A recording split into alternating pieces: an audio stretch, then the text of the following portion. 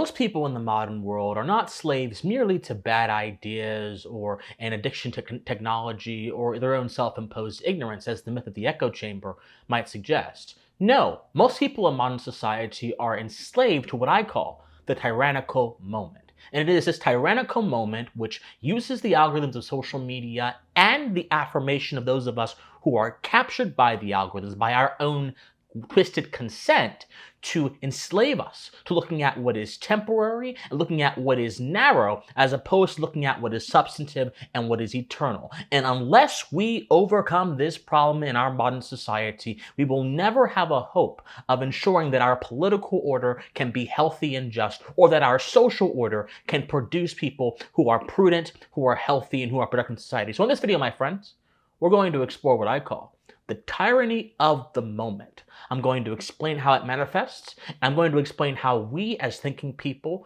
we as human beings, can reconnect with who we are authentically and beat back these digital shackles from continuing to weigh our minds and souls down. But before we do that, my friends, hello. I am Christian Watson. Thank you so much for being here. If you enjoy political and social commentary with a philosophical bent, then I must implore you, please like, share, comment, subscribe. Do whatever you can, my friends, to ensure that this channel is successful. My friends, this is a civic conservative project. If you believe the eternal principles of the American experiment and the character of the Enlightenment are worth pushing through into our modern, digitally tainted, irony-poisoned, fragmented society, and if you believe America is a philosophical project and a civilizational project worth defending from cultural coercion and the enemies that seek to tear it down through uncharitability and revolution, then this is the channel for you, my friends.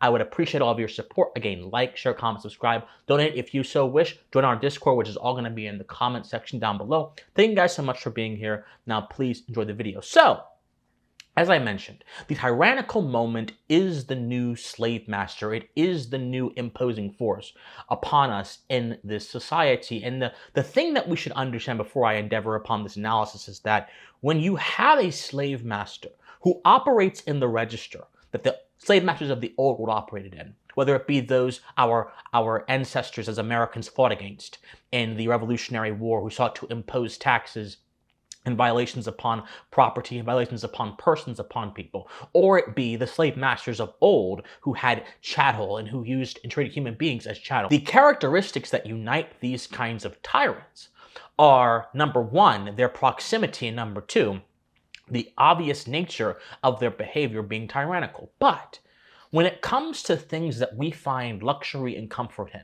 like technology and its various appendages, like our phones, like our tablets, like our TVs, these things do not immediately seem dangerous or imposing upon us because they manage to fit and harmonize with our lives in a way that seems to complement us rather than subdue us. But it is this very seeming comfort, this very appearance of comfort, that makes this kind of tyranny the most dangerous kind of tyranny that we have to beat back against. It would be important to realize just how pervasive this problem is. The tyranny of the moment can be defined and understood as the algorithms enhancing the importance and the seeming significance of certain events, which then directs all of our attention towards that particular event or that particular moment and keeps us transfixed and focused in that moment, and then makes that moment perpetually relevant to us in future conversations, and then by doing that discourages a deeper, broader, or more holistic look into that particular issue. So, for example, we've seen this happen so many different times. Think of the Shiloh Hendrix situation, if many of you may know that, where a lady at a park called a young boy the N-word. Well, that moment is still being referenced and still being repeated in the heads of many people, some who benefit from that kind of behavior seeming to be more popular than it actually is, because in all reality, that kind of behavior is largely unheard of these days, or those who seek to push a kind of narrative around that kind of thing, and who in their minds have a truth they have to uphold, and they don't wish for it to be challenged by any other kind of evidence. People on all sides are using that as a moment, as a reference point to what they believe the problem of race is in America.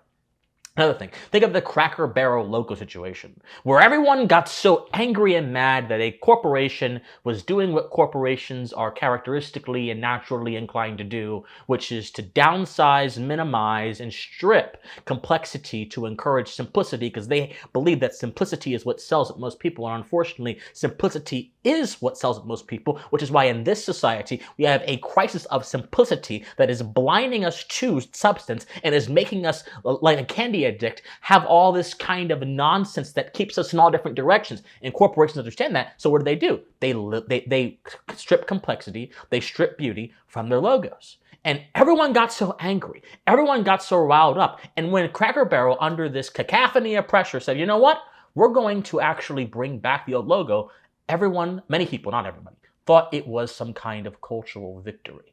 But I say, my friends, both of these incidences and the many more that happen every single day in the new public arena, in social media, are both instances of the tyranny of the moment. Because instead of reflecting on what these things may mean in a more broader sense, or what these things may actually mean to us in our everyday lives as people who do not simply exist in digital world, but who exist in the physical world, instead of encouraging reflection to be engaged, it encouraged our sensitivities, it encouraged our sensibilities, it encouraged our sentiment to be engaged. And when man, who is a tripartite creature, we are sensitive creatures, that means that we feel and our feelings can move us. We're rational creatures, which means that we can think and our mind should be the one that guide our actions. And we're also social creatures. We don't simply feel in a vacuum. We don't think in a vacuum. We actually act amongst others as well. And that fact actually gives color, and it gives rules, and it gives form, and it gives shape, and it gives order to what we should be doing ethically.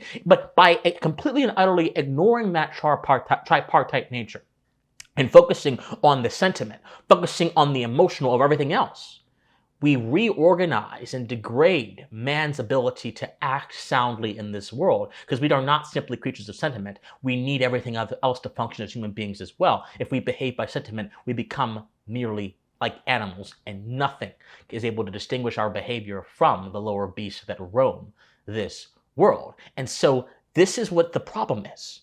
That the tyranny of the moment keeps us engaged in it, keeps us in chains by way of inflicting upon us a boon to our sentiment at the detriment of every other faculty that man is composed of, which makes him unique and makes him able to interact with the world in the best way.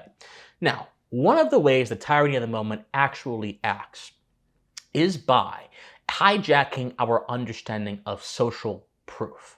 Social proof is simply that sort of validation that comes from a mass amount of people liking something or following something or affirming of something that actually happens. So, for example, a singer being successful, social proof of that is seen as them performing on stadiums or them having a lot of followers on social media. You know, a doctor being trusted, which is something that's much more important than a singer, would perhaps be all the years that they've been in practice, plus the positive testimony of all of their patients in the community, which then makes other people think, well, there's social proof. The tyranny of the moment hijacks social proof by detaching it from its foundation in reality and therefore stripping it of its moral dimension and casting it entirely in a digital space where social proof can be hijacked and artificially constructed, and it's seen solely through the prism of numbers. For example, we tend to engage more with posts or with videos, or we tend to treat certain personalities online with more importance if those people have a lot of followers, if their posts get thousands of likes, more than we do if someone's post gets 100 likes or 50 likes, or they have 1,000 followers or 500 followers. This kind of new kind of social proof allows this tyranny of the moment to put stuff in front of us that would naturally, independent of any kind of artificial social proof, would naturally seem absurd and make it seem as if it is the cultural moment of our age, make it seem as if it is the defining epoch of our time, make it seem as if it is bigger than it actually is. And by doing this, social proof becomes customizable. I just made a video about the tyranny of customizability. It becomes customizable to those who control the algorithms, and it's actually removed from its moral dimension in the real world.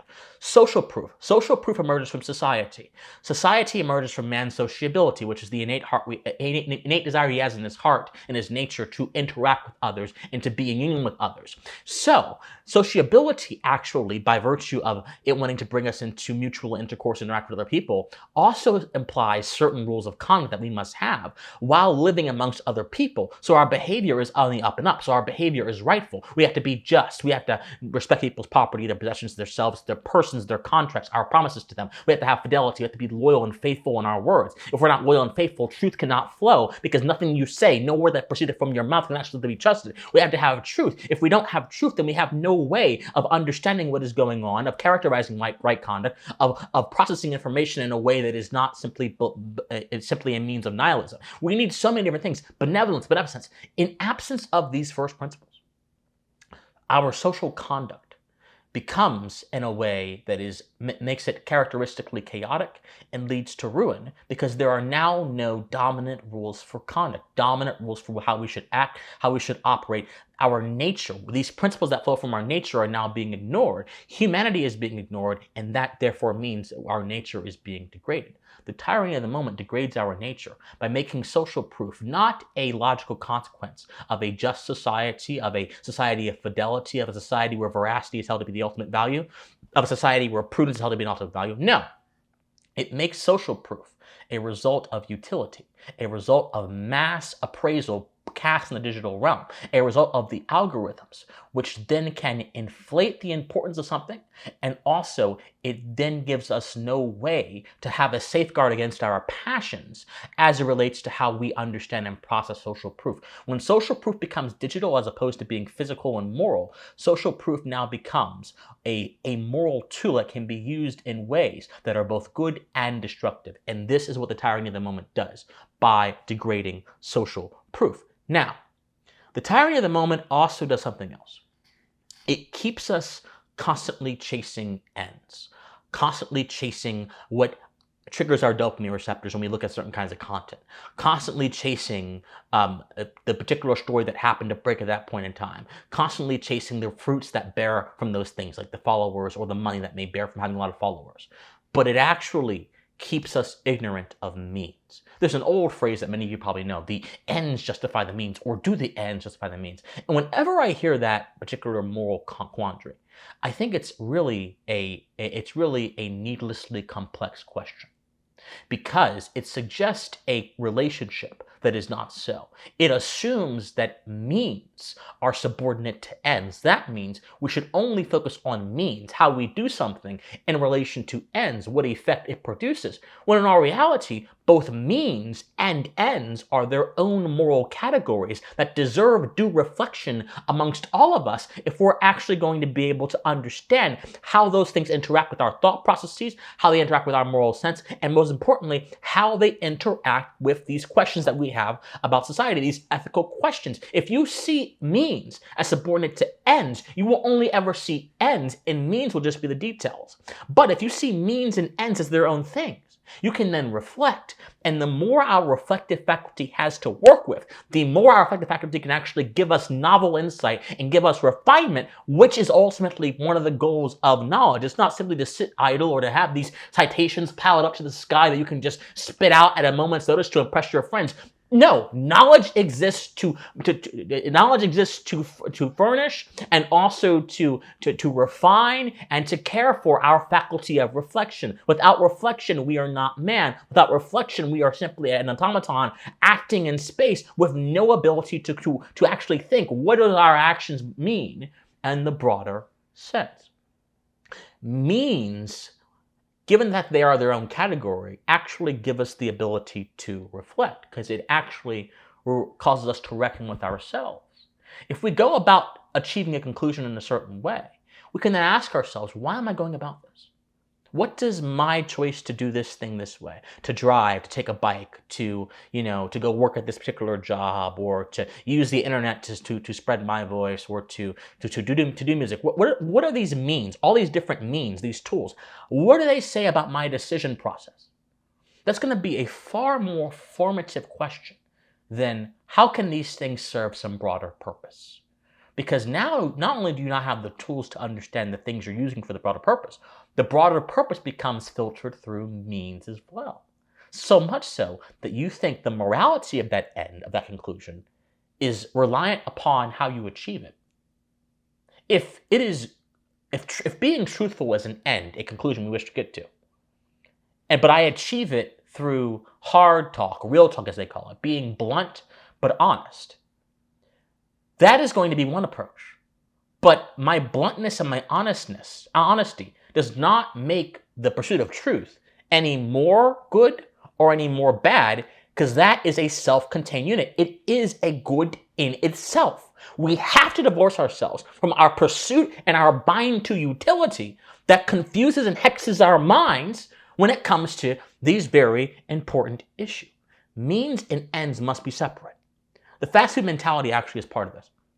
When you go at a fast food place and you're constantly, being impatient and you want to get your food very fast, we don't actually reflect on why are we eating fast food in the first place? What does this do for us? What is me getting this food going to do? If it's not going to nourish me, if it's going to be filled with a bunch of carbohydrates and calories and sodium, cholesterol, how is that actually going to affect me in my long-term longevity? If we reflected on means, the fast food mentality wouldn't be so, because patience would be included. Patience is indeed a virtue, but patience is not simply a virtue because it's a nice thing to do. Patience allows you to refine your character and form a good character by encouraging reflection, because to be patient means you must have the ability to stop yourself from flying into every single direction, and you also must have the ability to be steady in your behavior. And a steady hand requires much more deliberation, much more reflection, and also much more care than a fast and destructive hand, which can go towards whatever it wants and destroy whatever it wants with no regard for anything else. Patience equals moral limitations. Fast and impatient equals destructiveness and ruin, if you think of it in that way. The tyranny of the moment, my friends, keeps us away from truth by confusing what is immediately apparent to us with our necessity, our necessary mode to seek things that are not apparent to us, to seek things that may be reflected in the future, to seek and think about things in a much deeper way. And that is why we must rebel against it. It also erodes our reference points, our understanding of history. We understand the world through reference points. This is especially why history is important, because we can reference certain events in the West's history or our nation's history, and we can use those events as a kind of way, as parallels, to draw parallels and try to understand something timeless more generally in our current time. But if we're bound with the moment, if we're worried about the algorithms and we're not necessarily concerned with things beyond the moment, or the moment becomes our reference point because the moment persists in eternity and things that are beyond the moment are not considered because they're not in the moment, if that is what we're dealing with, then that means our memories will be pigeonholed and they will be shorter than they should be, and our range of reference points will be limited. If our range of reference points are limited, the quality of our reflections, and therefore the quality and justice of our behaviors, will also be limited and of a poor character. That is why we must be willing to, again, as I mentioned at the end of every video, study history and study philosophy and stay pensive. That pensiveness keeps you engaged. That engagement keeps your actions grounded, and that groundedness produces a sound character. The tyranny of the moment, my friends, is coming for all of us. It seeks to capture all of our attention. I've been victim of it. Chances are you have as well. But you can resist it by keeping your attention focused on what matters, by avoiding spectacle of personality and every other kind of spectacle that seeks to capture your mind and direct it towards mediocre places, by putting the pursuit of truth over the short-term feelings that we get from engaging in something that is not good for us but feels good to us, which is something we have to really reckon with in this modern society. The tyranny of the moment need not be our master any longer. You ought to use your liberty, use your mind, use your abilities, use your empathy, use your moral sense, use your desire for truth and veracity, use your mind to do things that go beyond what immediately appears to be important. And the moment we do that, my friends, is the moment I think the pitfalls of social media become lessened, and our society and ourselves as individuals also become much more responsible epistemically, become much smarter, and become much more grounded in the truth of who we are, not in the images that circulate in digital space. My friends, Like, share, comment, subscribe, do whatever you can. Join the Pensive cohort if you wish to join a cohort of thinkers who are going to go into the culture and push the values of America and push the philosophies that made our civilization possible. Then please join our Discord, join the Pensive cohort. Our Discord is going to be in the comments down below. My friends, study history, study philosophy, remain morally convicted, and please stay pensive. Bye, guys.